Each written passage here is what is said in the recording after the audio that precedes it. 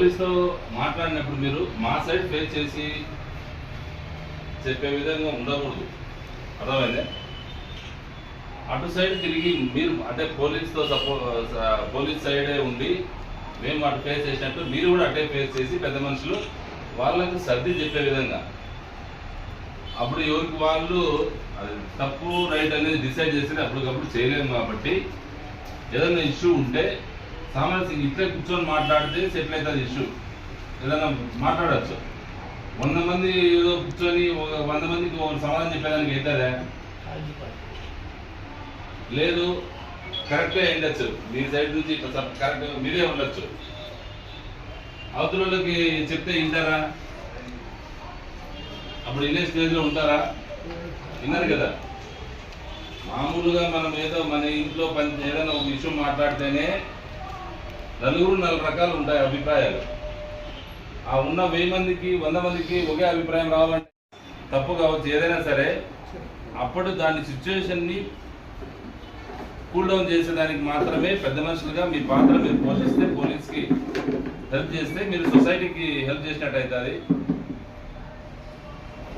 ఇవన్నీ ఎప్పుడు జరుగుతున్నాయంటే తర్వాత జరుగుతున్నాయి. ఇన్సిడెంట్ అయిన తర్వాత మనము కమిటీ మీటింగ్ పెట్టడము, తర్వాత కేసులు రిజిస్టర్ చేసి వాళ్ళకి రిమాండ్ జైలుకు పోయి ఇవన్నీ పబ్లిక్లో ఆ ఎనిమిటీని పెంచిన తర్వాత చేస్తున్నారు. అవి జరగకుండా ఉండడానికే ముందే మనం ఈ మీటింగ్. మీరు ఆ మైండ్ సెట్లో ఉన్నారంటే వాళ్ళకు పీస్ఫుల్గా ఉండాల సొసైటీ అనేది మా కాన్సెప్ట్. కాబట్టి ఓకేనా?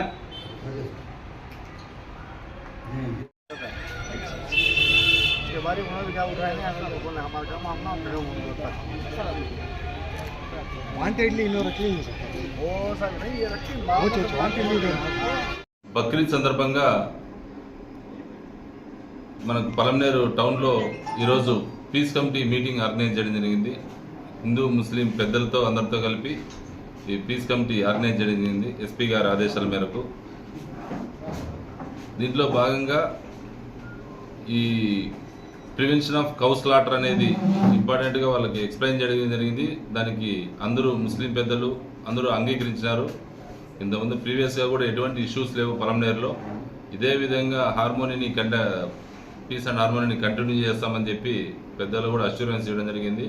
ఏదైనా ఇన్సిడెంట్ అయిన వెంటనే పోలీస్కి ఇన్ఫార్మ్ చేయమని చెప్పాము. అట్ ద సేమ్ టైం పెద్దలు కూడా దాన్ని ఆ గ్రావిటీని అన్నెసరీ రూమర్స్ ఎక్కువ ఉంటాయి కాబట్టి ఆ రూమర్స్ని అన్నింటినీ నమ్మకుండా వాళ్ళకి ఎక్స్ప్లెయిన్ చేయమని చెప్పి చెప్పడం జరిగింది ఈ మీటింగ్లో.